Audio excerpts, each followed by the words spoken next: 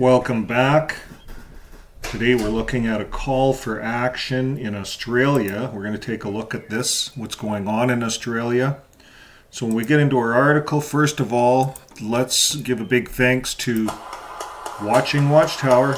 They watch Watchtower 24/7 a day, and they brought this up on their site. David Smith MP calls for action about Jehovah's Witnesses in Australia. And when we look into that, that's really all that work that was done with the Royal Commission back in 2016. The case number 29 is what Jehovah's Witnesses are. The reported case number 25, the response of Jehovah's Witnesses in the Watchtower Bible and Tract Society. Well, for a lot of people, they thought, well, this is all over. They did this inquiry. Nothing's happening. No one's getting sued. No one's getting their money. It's all being exposed, but nothing's happening. Well, David Smith, he's going to see that things happen. Mr. David Smith, he's an MP, and he's a whip. A whip is important. That's very important. They go between government offices and they get things done. So we'll put his biography in here if you want to look at him. But he was declared elected as a senator for the Australia Capital Territory by the High Court of Australia. He's a member of the Adversary Council, House Representative, Joint Selection, Joint Statutory Senate Select, Parliament Party position, Labour Party and Government Whip in the House of Representatives. So that's an important position. And he's born in 1970, so he's a little younger than me. He's in his 50s. He's married.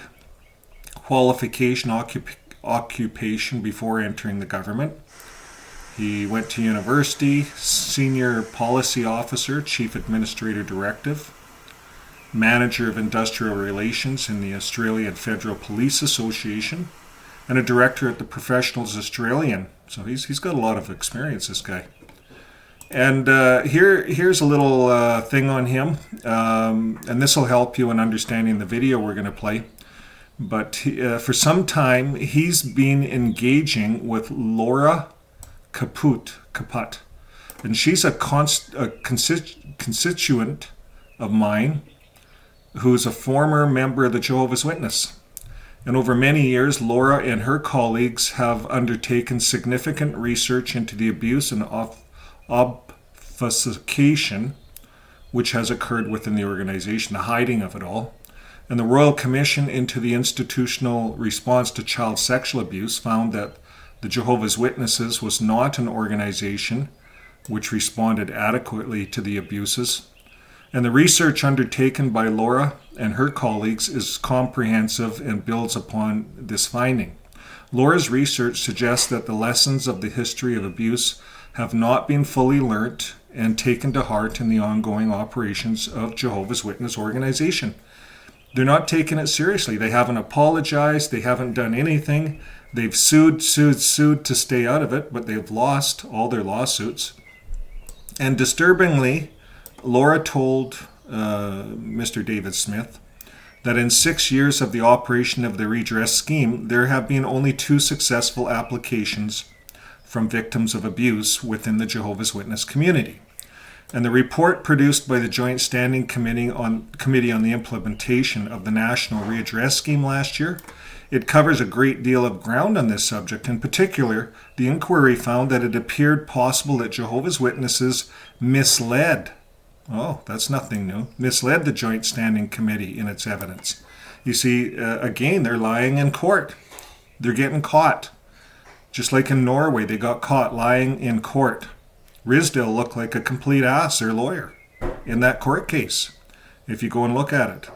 Now, it's clear that a legacy of abuse and mismanagement must be addressed in all of the aspects, and the antidote is scrutiny, and I look forward to continue to work with Laura. So these guys are on to Jehovah's Witnesses. They know that they're liars. What's the word? How do you say? Pathological liars. They just lie without... You see, as long as you're protecting the cult, it's okay to lie in court. You can protect the cult, lie in court, and that's what they're doing.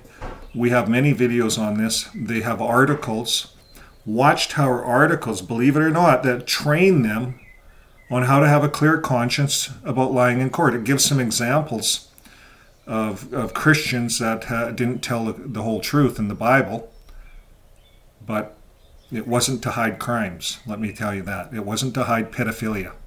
And this is what's coming back and hitting Jehovah's Witnesses back on the head and slamming them right down.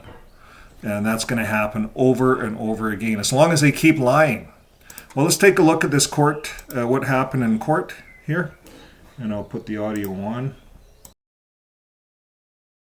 For Ben. Deputy Speaker, for some time now I've been engaging with Lara Kaput, a constituent of mine who is a former member of the Jehovah's Witnesses. Over many years, Lara and her colleagues have undertaken significant research into the abuse and obfuscation which has occurred within the organisation.